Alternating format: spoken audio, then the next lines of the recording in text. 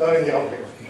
Je vais utiliser ça parce qu'en réalité, ce que je voudrais vous faire, c'est ce que j'ai fait en clientèle. En tout cas, m'a inspiré. Je ne veux pas tout vous faire, mais voilà. Ouais, non, une feuille. Est-ce que vous connaissez Randy Poche? Non. Qui le connaît? Levez la main. Alors j'ai la double responsabilité, merci Jean-Pierre, de vous réveiller ou de vous faire mieux digérer. Donc on va commencer de manière interactive. Randy Poche, alors je vous l'écris parce que ça vaut le coup, ça vaut le détour. Ce gars-là, il a fait un truc en 2007 qui a été vu par 1 million de personnes dans le mois qui a suivi sur YouTube. Il a fait une conférence. C'est un Américain. Mais la particularité, c'est que ce monsieur, le sujet de la conférence, c'était réaliser ses rêves d'enfant. C'est pas pour ça qu'il a été vu 1 million de fois. C'est parce qu'en réalité, dans les 3 premières minutes, il a annoncé quelque chose à l'auditoire. Alors ça se passait aux États-Unis, dans une université connue, américaine, devant un parterre de chercheurs, d'étudiants, puisqu'il était lui-même chercheur, professeur. Il a annoncé au bout de 2-3 minutes qu'il lui restait 6 mois à vivre. Parce qu'en fait, il avait un cancer du pancréas déclaré. Et en réalité, il ne vivra que 9 mois. Et l'idée, c'est que ce monsieur, il a fait cette conférence, donc réaliser ses rêves d'enfant, ça a de suite une autre couleur. Et la raison pour laquelle je vous parle de ça, c'est parce que je crois qu'il a un point commun avec nous, les Français. On va mourir. C'est vrai, mais je ne pensais pas celui-là dans l'immédiat. Il y a quand même de belles choses entre ça et ça. C'est qu'en fait, ce monsieur-là, il est extérieurement, il était en parfaite condition. Il a même dit à l'auditoire, il leur a dit, vous savez ce qui est paradoxal, c'est que je suis peut-être en meilleure forme que vous dans l'auditoire. Et pour le prouver, il s'est mis à faire des pompes. Gainer, des pompes, vous savez, où on tape dans les mains, clap, comme ils disent, clap, push-up, comme disent les Américains. Et comment? Il n'est pas mort de suite. Mais ce qui est intéressant, c'est qu'effectivement, il était probablement en meilleure santé, en meilleure forme, pardon, extérieurement, et pourtant intérieurement, il était bien gangréné par quelque chose qui aura raison de lui 9 mois après. Et voilà le point commun où je voulais en venir, avec lui et nous. C'est que nous, extérieurement, on est en super forme, surtout moi. Et pourtant, intérieurement, je dirais plutôt financièrement, il se passe des choses qui ne sont pas forcément dans la bonne direction. Pourquoi je dis qu'on est en pleine forme? Alors je vais vous dire à quoi je pense. Dans un premier temps, tous, ici, a priori, ce soir, on aura un toit pour dormir. Il y a 100 000 personnes en France qui n'en auront pas.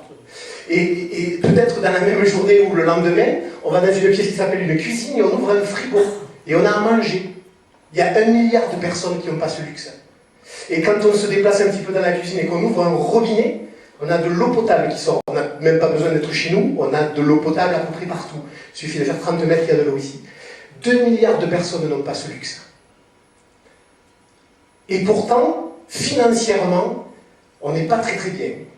Parce qu'en réalité, alors je vous parlais aujourd'hui en France, en 2017 et en 2019, les caisses de retraite de l'ARCO et de la GIRC, que sont les caisses de retraite complémentaires cadres et non cadres, seront en faillite. Le savez-vous? Non. Si. Que quand vous cotisez, alors nous ça nous concerne moins, mais plus nos clients peut-être, quand vous cotisez à ces fameuses caisses, vous faites un placement forcé, on est bien d'accord.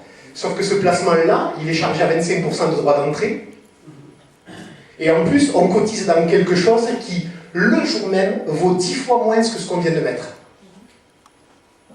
Savez-vous que quand on achète un billet de retraite, de la SNCF, un billet de SNCF, un voyage, on paye 1/3 du prix. Cet argent-là va dans les caisses de retraite de la SNCF. Ils ont beaucoup travaillé. Certainement.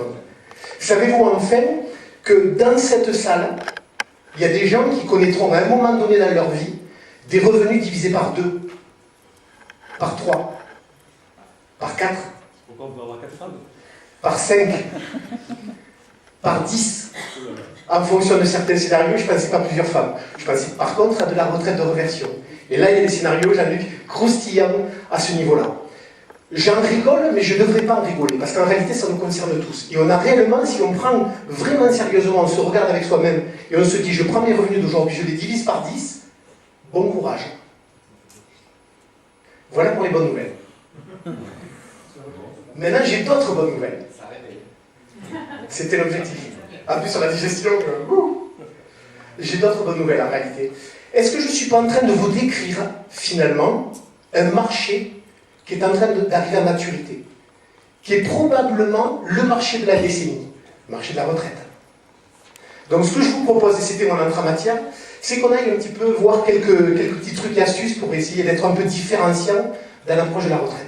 Si tu peux éteindre la lumière, comme ça, Brigitte, s'il te plaît, si tu pouvais l'éteindre, parce que je l'ai dans les yeux, et c'est pas super, et puis mon nom n'est pas très important, et le sujet, j'espère que vous l'aurez en tête tout le temps.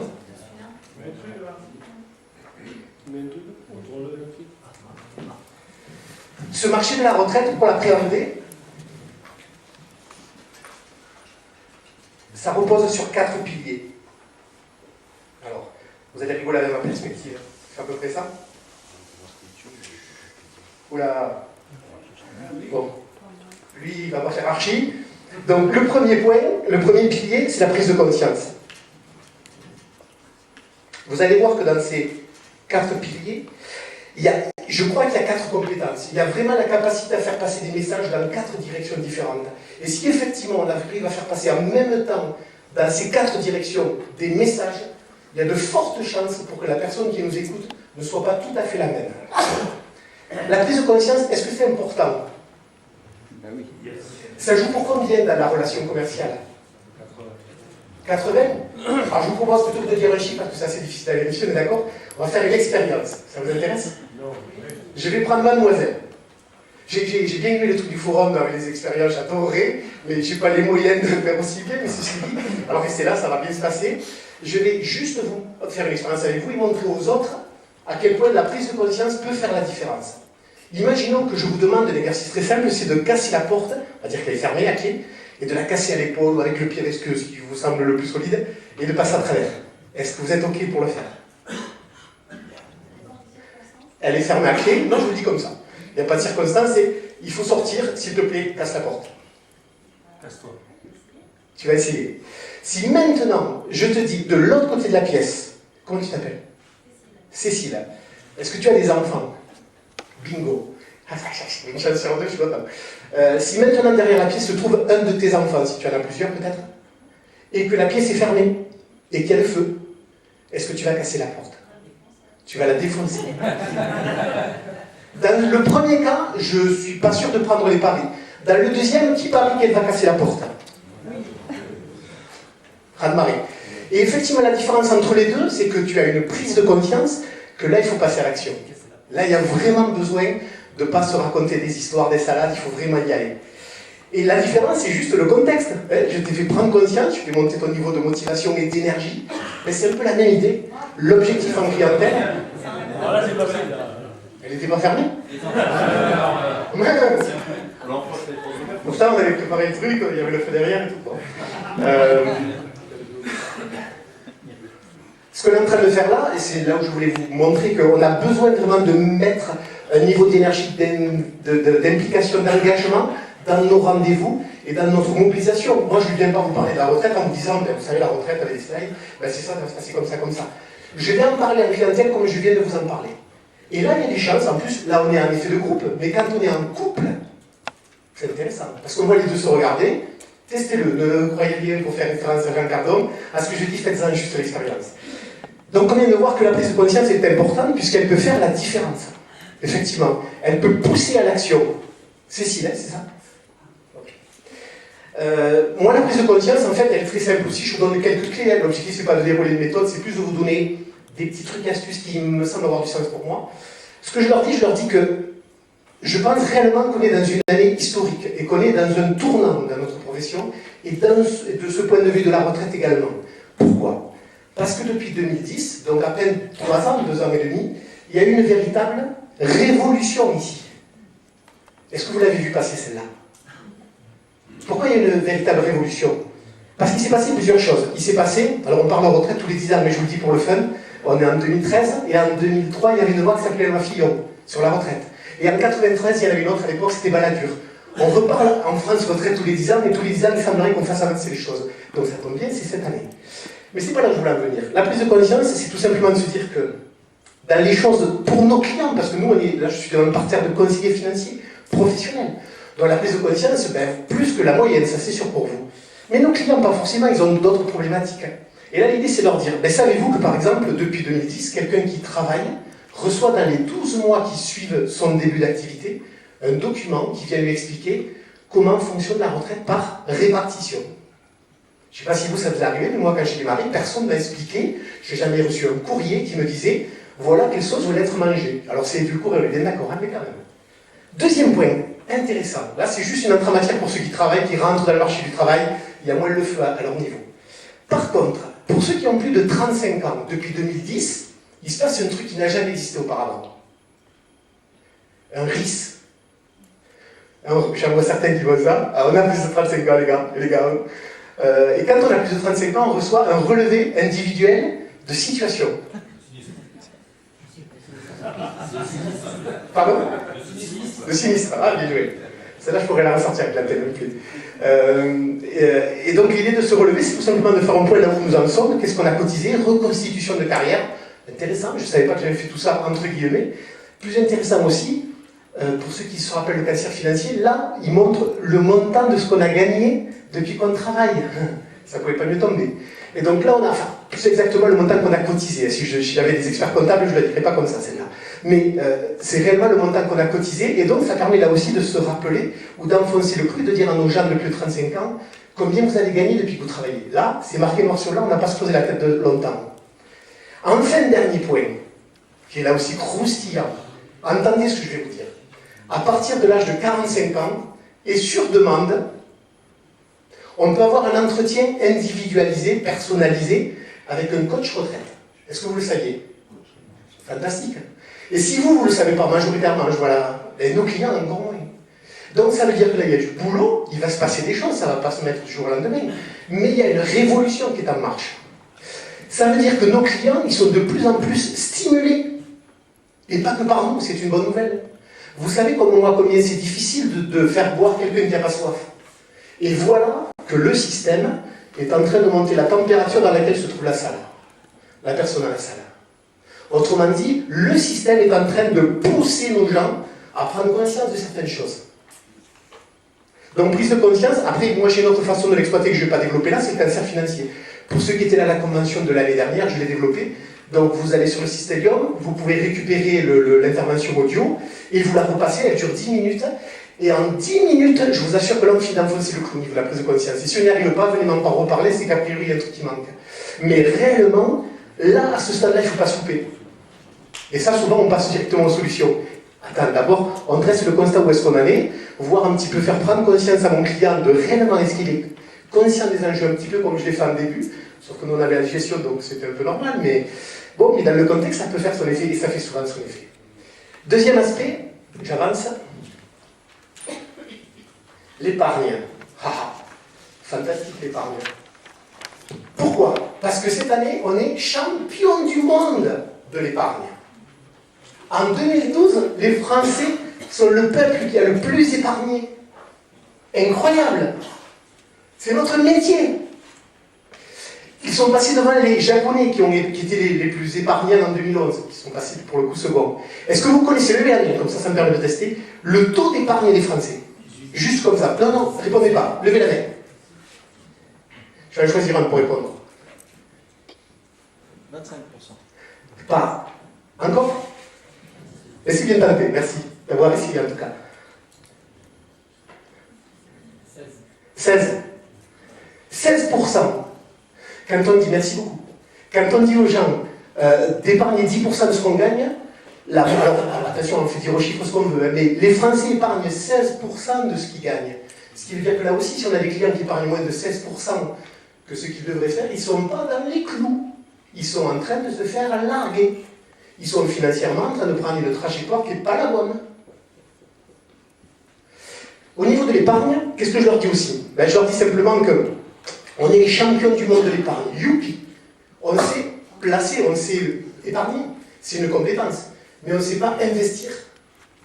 Qu'est-ce qui me fait dire ça? Quel est le produit, levez la main, qui a collecté le plus en 2012? Levez la main! Merci. Steve? Merci. Combien? Levez la main ceux qui savent. Je ne suis pas là pour faire le mal et on est d'accord. Je suis juste en train d'essayer de vous donner des trucs parce qu'en clientèle, on ne doit pas faire semblant. On est des pros. Donc on doit parler de ce qu'on dit, on doit avoir des chiffres, on doit vérifier, avoir des sources, et puis pas balancer des idées, mais balancer des concepts et des chiffres derrière. Qui sait combien on a collecté sur le livret A en 2012? 75 milliards? C'est trop. Alors attention, peut-être que j'ai mal formulé la question. En réalité, quand on parle d'un produit, il y a la collecte et la décollecte. Dans mon propos, et on ne devait penser à deux choses différentes, moi je pensais à la collecte nette, alors que toi tu pensais peut-être à la collecte brute. Moi, ce qui m'intéresse, c'est juste de savoir par rapport à un produit si on y en a mis plus ou on en a retiré plus. Ok? Donc, est-ce que vous savez quelle est la collecte nette sur le livret A? Qui? Presque. 20. Tu y es. 20 milliards. Est-ce que vous savez dans le même temps combien a collecté l'assurance vie? Personne. 100. Non, collecte nette, on est d'accord? C'est super important ça. J'enfonce le clou, hein, vous me permettez. Pourquoi c'est important? Parce qu'on a décollecté en 2012. On a fait moins 4. Moins 4 milliards. Ça veut dire que les Français qui sont champions du monde de l'épargne, ils ne sont pas champions du monde du placement, de l'investissement. Parce qu'ils placent sur le produit le moins rentable. Le livret A est à son taux le plus bas depuis qu'il existe. Aujourd'hui, à 1,75. C'est le produit qui a pris le plus, c'est le produit le moins rémunéré. C'est super logique. Est-ce que là, il n'y a pas un marché énorme si on raisonne en homme d'affaires, ou en tout cas en conseiller qu'on doit être? Si maintenant, je vais vous le reprouver autrement, et moi je dis à un clientèle comme ça, je leur dis, regardez, ça c'est sur un axe du temps, et pour vérifier là aussi que le livret A, son premier, c'est un super produit le livret A, ça ne m'intéresse pas de me battre, je n'ai pas envie d'être riche, de fait d'avoir raison, je préfère être riche.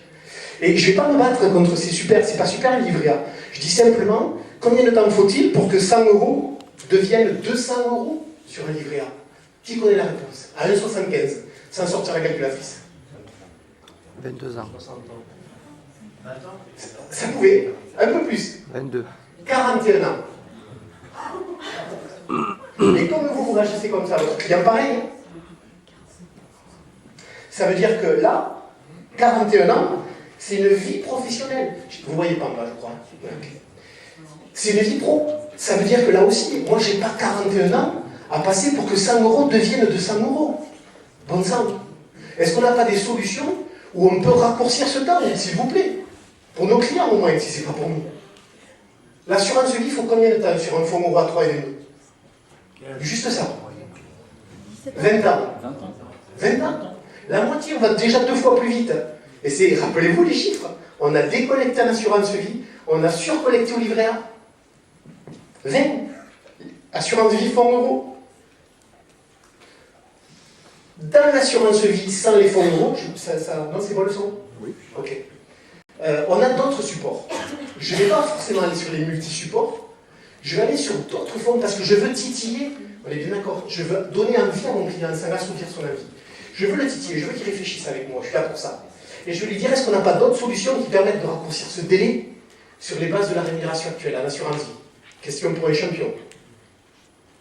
Qui sait quelles sont les autres solutions en dehors des actions, des unités de compte, qui permettent d'aller plus vite qu'une assurance vie à 3, 3,5? SCPI, merci. SCPI, aujourd'hui, on a combien? Ok. Donc si on a 5, il faut combien de temps? Il faut combien de temps pour doubler? 17. Bon, alors je vais vous donner une règle, parce que là il y a plein de chiffres. On aura au moins appris un truc pour ceux qui l'auront appris. Est-ce que vous savez comment on fait pour calculer mentalement sans calculatrice combien de temps il faut pour doubler un capital? Quelqu'un connaît cette règle? Ah tiens, bon. Ben, en fait, vous prenez 72, vous divisez par le pourcentage, ou par l'année, et vous avez ce qui manque. Je prends 72, je divise par 10%, et je vais avoir combien? Le nombre d'années qu'il faut pour doubler à 10%. Si je prends 72, alors calcul mental, et alors elle était facile celle-là, et je divise par 5, combien ça me fait? Ok, 14 ans pour doubler.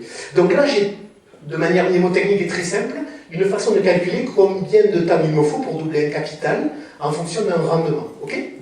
Donc maintenant, si je mets le SCPI par là, on va dire, entre 7 et 8, Société civile de placement immobilier pour ceux qui découvrent, et pour ceux qui ne découvrent pas, ça serait bien que vous l'ayez dans vos portefeuilles, on l'a dit.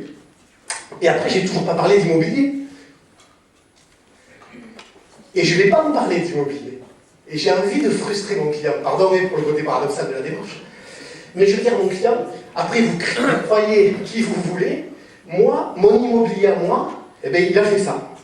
Ici. Sauf qu'ici, je n'ai pas fait x2, j'ai fait x3. Maintenant, c'est mon expérience. Et c'est pas parce que le passé présage pas de l'avenir, ça veut juste dire que c'est possible. Ok? Donc, ce schéma-là, alors, j'aime bien les schémas, tiens, pour la petite anecdote, vous savez ce que je dis aux clients, j'aime bien le détendre. C'est souvent très détendu pour ceux qui font les rendez-vous avec moi. J'aime bien dire à mon client que j'ai un point commun avec Walt Disney. Pour ceux qui vont aller à Orlando, aux États-Unis, j'ai hâte. C'est qu'en fait, Walt Disney et moi, et vous j'espère, on a gagné notre vie en faisant des dessins. Et moi j'explique à mon client que je gagne ma vie en faisant des dessins. Et je leur fais un autre dessin, regardez, celui-là aussi il est sympa. Enfin, moi je l'aime bien. Celui-là il m'a fait gagner, je vais vous l'annoncer avant l'heure, il m'a fait gagner quelques dizaines de milliers d'euros, je vous prie de le croire. De suite, on n'a pas la même lecture. C'est ordinaire. Ok. Ça fait son effet même en groupe, pas qu'en clientèle. 21-65 ans, ça c'est l'âge à moyenne où on démarre la vie professionnelle, 65, l'âge théorique, on a une retraite. Il se passe donc 41 ans entre les deux. Ben, l'idée, sans faire de gros chiffres, etc., je dis juste à quelqu'un que s'il a la bonne idée d'épargner 10% de ce qu'il gagne, 10% de ce qu'il gagne, le français 16%, mais il va se passer un truc magique, il va avoir des sous, bien sûr, mais à quel point? Ben, en fait, ça va faire ça. Et ce qui m'intéresse, c'est que là, il va avoir plus d'argent, pardon, alors 10% de ce qu'il gagne à 10%, il n'y a que des 10. Il va avoir plus d'argent que ce qu'il a gagné toute sa vie professionnelle. Ne croyez rien de ce que je vous dis, faites-en l'expérience. Ce schéma-là, il montre la puissance des intérêts composés. Dans cette même salle, je crois. Ça s'appelait Top Finance, pour le petit clin d'œil. Voilà notre dessin. Et là, on est en train de parler d'épargne.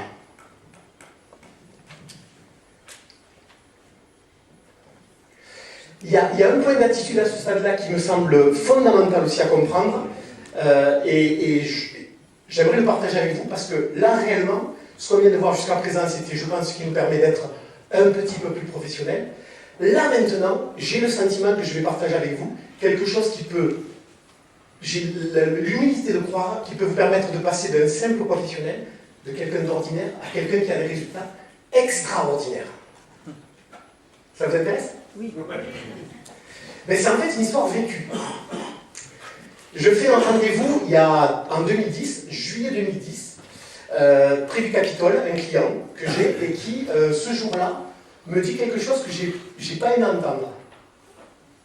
Cette chose-là, vous l'entendez régulièrement, et pas que par les clients. Ça tient en 3 lettres. Ouais. Il m'a dit non. Alors je sais que vous, ça ne vous arrive jamais, mais bon, soyez gentils, faites comme si ça vous arrivait. Je vais me sentir moins seul. Et ce gars-là, il m'a dit non à une proposition. Sauf que j'ai confondu négo et égo. Ça veut dire qu'en fait, je me suis laissé embarquer et je me suis laissé gangréner par le fait qu'il m'a dit non à ma proposition et je l'ai pris pour moi. Grosse erreur. Je suis rentré, et je vous prie de croire, c'est comme ça que ça s'est passé. C'était en juillet 2010. Je suis rentré un vendredi soir, j'ai balancé ma sacoche. Enfin, pas trop fort parce que quand même, je n'ai pas envie d'en acheter une tous les mois. Mais je me suis mis en week-end, comme on a la chance de pouvoir le faire quand on a son compte. J'ai tiré le rideau, j'ai dit basta. C'était 3-4 heures de l'après-midi, un truc comme ça. J'ai dit, allez, c'est bon. Celle-là, comme quoi on peut avoir fait des milliers de rendez-vous et on n'est pas vacciné pour autant, quoi. Ça, c'était la triste réalité que j'ai constatée à ce stade-là. Et ce qui s'est passé, c'est que j'ai fait... je me suis mis un rideau, j'ai arrêté le boulot, et j'ai retrouvé ma famille et tout sur un rituel qu'on connaît bien le vendredi soir à partir de 17h, mais ça c'est une autre histoire, de se retrouver tous ensemble. Et en fait, ce qui s'est passé, c'est que je me suis endormi là-dessus, et dans la nuit, j'ai fait un cauchemar. Je vous prie de croire, j'ai rien déformé. Mais pour l'instant, je me rappelle encore à 100%. Et j'ai rêvé de l'un d'entre vous, il ne le sait pas. Je ne lui ai jamais dit, il va le savoir aujourd'hui officiellement. Bien sûr que c'est vrai. J'ai rêvé de Steve Castillo. Ceux qui ont déjà entendu l'histoire le savez, parce que à chaque fois je le situe, je parle de toi. Et dans mon rêve, comme quoi, Et dans mon rêve, figure-toi, tout le monde sait en plus, ça tombe super bien que vous l'ayez vu aujourd'hui à Béziers, enfin, parler de Béziers, pour que vous compreniez qui il est de ce coin-là. Et dans mon rêve, il est à Toulouse. Et dans mon rêve, on était dans un cabinet d'avocats. Et moi, j'étais en rendez-vous avec un avocat. Je sors, ça se passe super mal. Tu parles. J'avais pris des noms. Je sors et je te trouve. Et tu sors et tu me dis ah, Richard, ça va? Ouais, super. Ben, qu'est-ce que tu fais là? Ben, écoute, j'ai des rendez-vous. Ben, comme moi. Et ça s'est passé comment? Et toi, tu me dis écoute, super bien. La personne, monsieur, va faire des opérations immobilières. Elle va me recommander à ses collègues du cabinet. Génial. Et toi, tu me dis et toi? J'ai dit ben, moi non. Il m'a dit non. Et je te promets, c'est comme ça que ça s'est passé. Je me suis levé le samedi matin, j'ai fait un truc, c'est que j'étais vraiment agacé. Je me suis dit, a priori, t'as pas digéré le truc, il est en train de te le resservir en pleine nuit. C'est bon. Et là, j'ai fait un truc qui était rigolo, comme quoi, c'est bizarre, à croire qu'il n'y a pas de hasard. Et je me suis levé, je suis allé dans mon bureau, et j'ai acheté des bouquins. Rappelez-vous, on est en été 2010. Et l'été, je m'étais dit, je vais me faire une cure de livres. J'en avais acheté plein, je me suis dit, je vais me les lire pendant tout ce temps-là, l'été et plus. Et je suis allé chercher un bouquin qui, sur l'instant, quand je l'avais acheté, tu vois, ça peut être rigolo. Et puis là, par contre, j'y ai vraiment pensé, c'est celui-là. Alors, si vous ne le voyez pas, il est marqué non, c'est bon.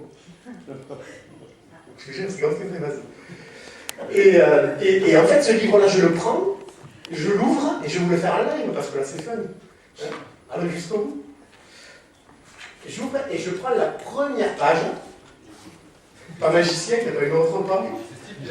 C'est pas Steve qui l'avait écrit, encore. Mais ça aurait pu, je pense.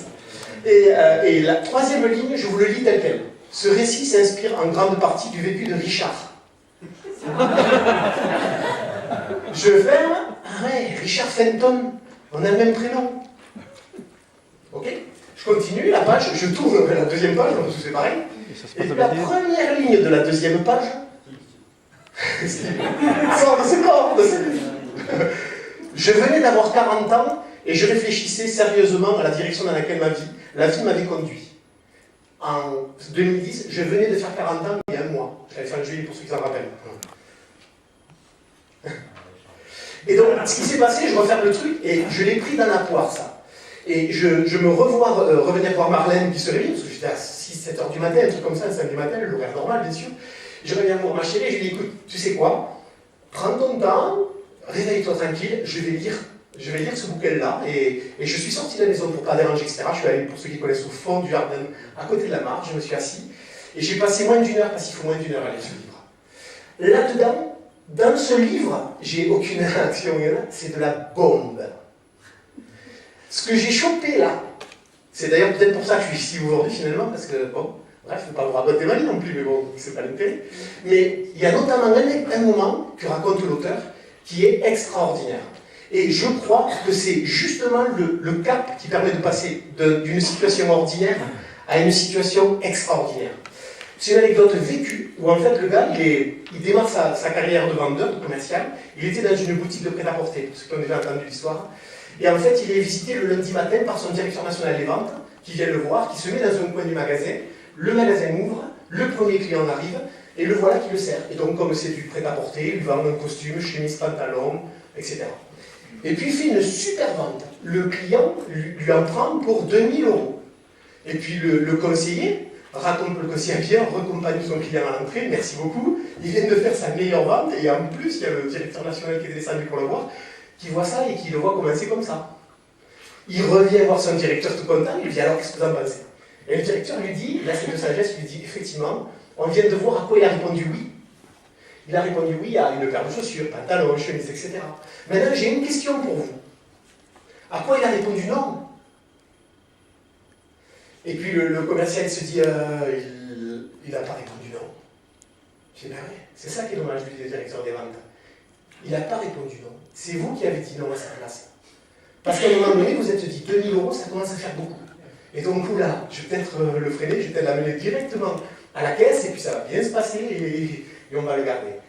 Et en réalité, alors que vous avez peut-être fait une bonne vente, le directeur ne savait pas que c'était la meilleure vente que venait de faire le gars, mais en réalité, ce que vous ne savez pas, c'est que peut-être que ce client en avait pour 4 ou 5 000 € à dépenser.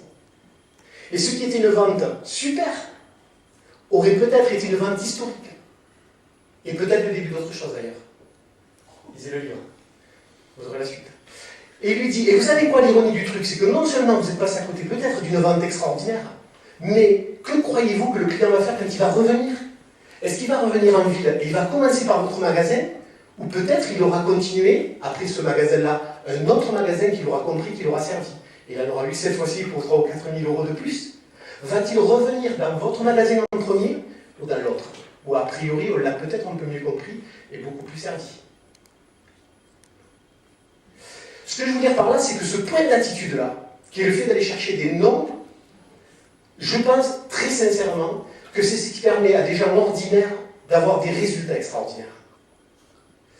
Dans ce domaine de là, et je l'ai volontairement placé là, au niveau de l'épargne, puisque c'est bien un domaine où là, on peut aller chercher un nom. On peut mettre la barre pour quelqu'un qui épargne tous les mois plus haut que ce qu'il s'en croit capable. La réalité nous dira si on a eu raison de le pousser à épargner plus ou pas. Sur de l'immobilier, c'est plus compliqué, puisque on a un taux d'endettement qui est un plafond logique, où on ne pourra pas aller. Et puis deux, parce que derrière, on ne peut pas non plus engager les gens outre mesure, on a une responsabilité au niveau du conseil, et donc on ne peut pas faire n'importe quoi, et on ne peut pas s'amuser à ce jeu-là, qui est un jeu où il n'y a que des gagnants. Parce que quand mon client, je lui fais parler plus, on est bien d'accord que s'il n'épargne plus que 3 mois, et qu'il revient à un niveau qui était inférieur, est-ce qu'il aurait été perdant? Certainement pas. Il s'enrichit plus pendant ces 3 mois-là. On est d'accord. Donc dans ce jeu-là, il n'y a pas de perdant. Il n'y a que des gagnants. Mais est-ce qu'on prend la peine de le jouer, ce jeu-là? Voilà pour la partie épargne. Autre partie, j'avance. L'IMO maintenant. Reste à l'IMO. Pourquoi? Ben parce que l'IMO... Je vais les faire un mot parce que je ne suis pas sûr qu'en bas, tout le monde le voit. L'IMO, ça reste un domaine sur lequel on a vu tout à l'heure qu'il y avait le placement, et vous savez combien, je ne sais pas celui bien, mais le placement, ça reste qu'un seul effet de levier, les intérêts. Je place de l'argent et mon effet de levier, c'est quelqu'un d'autre qui le met. Hein, le banquier, l'assureur, celui-là qui se confie des fonds. Et voilà qu'on a une solution où on a plusieurs effets de levier. Premier effet de levier, c'est qu'on fait une préparation en retraite avec de l'argent qui ne nous appartient pas. L'argent du banquier. Au travers d'un crédit, vous l'avez compris. Qu'on rembourse ce crédit avec l'aide de quelqu'un d'autre, un locataire. Et qu'en plus, cerise sur le gâteau, cerise sur le gâteau, c'est comme moi, elle est belle celle-là, je la place tout le temps quand je peux, ça fait sourire les clients qui disent. Merci d'avoir voulu jouer, en tout cas d'avoir souri aussi. Troisième point, c'est qu'en plus, on peut avoir des coups de pouce de l'État, au travers de la réduction d'impôts, de la récupération des vagues quand on fait nous leur meublé, etc. Et donc, plusieurs effets de levier, plusieurs bénéfices, on est d'accord. Dans l'équation, quand on en rajoute un peu plus à gauche, il y en a un peu plus à droite, on est d'accord. Et là, qu'est-ce qui se passe? 3 effets de levier, et là, je suis en train de faire quoi avec l'IMO? Je suis en train de faire un pour ma retraite. De créer un toit, un bien immobilier, plus, ça vous le savez, c'est juste une façon de le mettre en forme différemment, plus une retraite, et moi j'ai écrit comme ça, hein, le loyer, X euros par mois, c'est pas fromage ou dessert, c'est fromage et dessert. C'est le capital plus les loyers, plus une prévoyance. Alors là, j'ai des pros, donc je peux l'écrire comme ça, ADI, assurance décès invalidité, plus, qui a la quatrième? Ouais, je lui préfère un autre mot, mais tu y étais là. Super, bien joué. La reversion. Mais la transmission, j'achète. La reversion, alors, chez les Sanchez, ça ressemble à ça, la reversion. C'est-à-dire que là, il y a ma chérie. Là, il y a ma poupinette. Et en fait, ce que je fais, c'est que ce dessin-là, évidemment, là, je vous parle de moi, donc je dessine ma femme et mes filles. Quand je suis chez le client, je dessine son conjoint et ses enfants. Ok? Si un garçon et une fille, c'est un garçon et une fille. S'il y en a qu'un, 1, 2, 3, 4, je les dessine. Et là, je suis en train de dire qu'on est en train de faire plusieurs effets de levier pour avoir plusieurs bénéfices. C'est pas l'un ou l'autre, c'est tout ça en même temps. Je reviens là-dessus. Dernier point, l'indépendance. Je vais l'écrire comme ça, moi.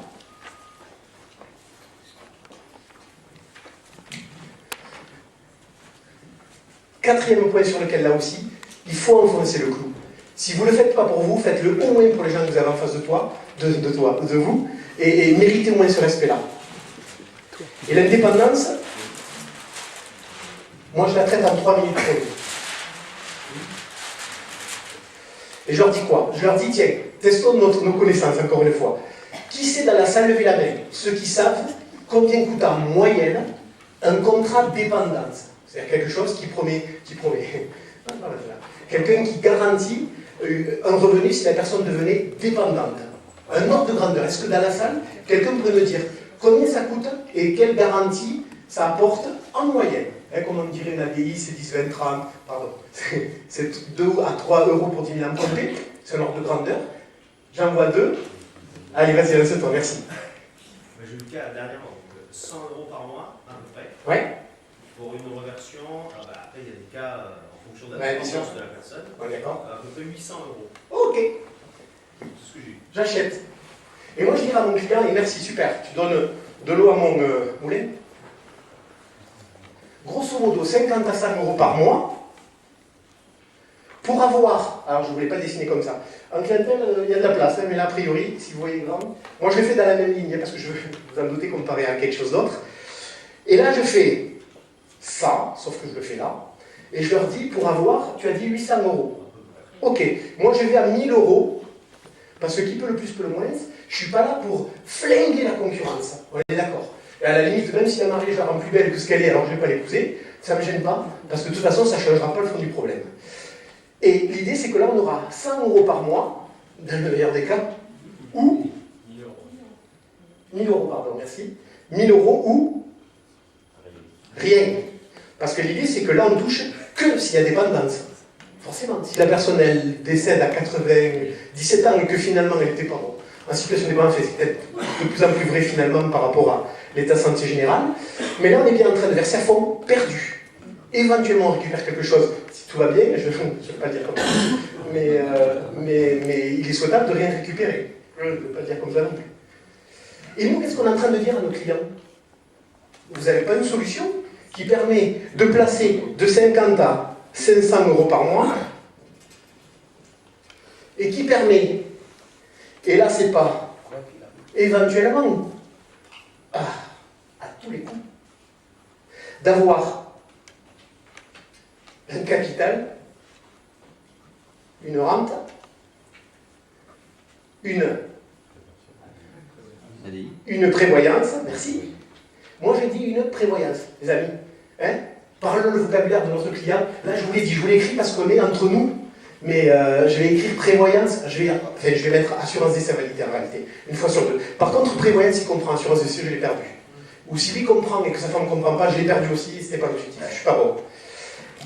Et un dernier point, là, reversion. Merci les amis. Et là je dessine quoi? La famille. Ouais. Oula, Malora, elle est un peu inversive. Et là-dessus, ça suffit pour moi. Au niveau de l'immobilier, je viens juste de montrer, de parler de dépendance. Vous savez combien de personnes ont des contrats dépendance en France? Combien de personnes ont souscrit ce genre de solution? 2 millions. Hein? Sachant que l'âge pour souscrire, c'est entre 40, 45 et 65. Après de là, c'est rare. Et en dessous, c'est rare aussi que les gens commencent à 30 ans sur la prévoyance. Ça veut dire que là aussi, il y a un marché qui est relativement intéressant. En termes de communication, de capture, de communication, tout simplement. Dire aux gens, mais vous avez ça, regardez ce que je vous propose. Entre ça et ça, il y a un monde de différence. Ok là-dessus? J'arrive à la conclusion, parce que je crois que c'est l'heure. Je voulais finir par une anecdote. Je l'ai commencé en 2007. Et je vais la finir en 2007.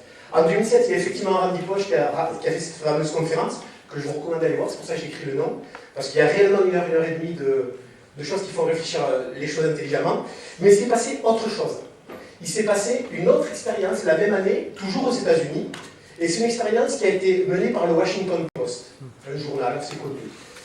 Ils ont fait l'expérience suivante. Qui la connaît celle-là? Ah, si je ne vais pas dire, certainement, ça rappelle bien, c'est cool. Cette expérience était la suivante, c'est que tout simplement ils ont mis des caméras dans le métro de Washington, des caméras cachées, et ils ont filmé un gars qui faisait la manche avec un violon, et qui jouait du violon. Hein, vous le connaissez un peu. Et pour ceux qui... tout le monde la connaît ou pas? Non. Ok, d'accord. Là, il me coupait les faits. La conclusion. Et en fait, ce qui s'est passé, c'est que le gars a joué du violon, ils ont filmé en caméra cachée combien de personnes allaient s'arrêter pour leur donner des billets, pour leur donner de l'argent, puisqu'il faisait la cruche, le gars. Et en fait, l'exercice a duré 2 heures, et au bout des 2 heures, on voit un monsieur qui se rapproche un petit peu, et qui vient voir le violoniste, et qui commence à lui parler, ce qui n'est pas très commun quand quelqu'un fait la main, je pense que ça paraît vite en même temps, ce qui n'est pas trop d'expérience sur le sujet, mais on voit qu'il commence à parler, puis après, oui, après s'il parle avec lui, ils ont arrêté l'expérience à ce niveau-là. Pourquoi? Parce que le joueur de violon, et en fait, il est en train de jouer un répertoire qui était juste le répertoire le plus difficile à jouer au monde. Le joueur s'appelle, toujours, Joshua Bell. C'est un Américain qui est né en 67, qui a 40 années passées, qui est un des prodiges du violon. C'est vraiment la star montante. Il jouait sur un violon qui est un Stradivarius de 1713, valeur 3,5 millions de dollars. Ce qui est amusant dans cette histoire, c'est qu'effectivement, il y a une personne qui l'a reconnu, pour plein qui sont passés à côté, qui ont joué les pièces. Il a récolté, je crois, 40 ou 50 dollars en 2 heures. Ce qui est amusant, c'est que ce monsieur-là, une semaine auparavant, il était dans une salle à New York, et il est en train de jouer devant un parterre de gens, à guichet fermé, ils avaient payé 150 dollars chacun pour l'entendre faire la même chose. Ma question est la suivante, parce que j'ai une question qui s'adresse à vous maintenant. Est-ce que vous allez laisser les gens définir la valeur que vous valez? Si vous le faites, vous serez comme lui. C'est-à-dire que dans la rue, c'est payé a priori 50 dollars des 2 heures, donc 25 dollars de l'heure. Alors que ce même gars, en fait, dans un autre contexte, il est magique. Enfin, il était déjà magique, je pense là, mais bon, l'acoustique n'était pas la même. Ma question est donc la suivante. Est-ce que vous allez laisser les gens définir la valeur que vous valez? Est-ce que vous allez laisser, dans le contexte de la retraite, le système, la politique, les syndicats, définir la valeur que vous vaudrez? Est-ce que vous allez laisser vos clients, vos conjoints, votre entourage, définir la valeur que vous vaudrez? La question reste posée, c'est ma conclusion, mais c'est à vous d'y répondre demain. Bonne année 2013. Bravo.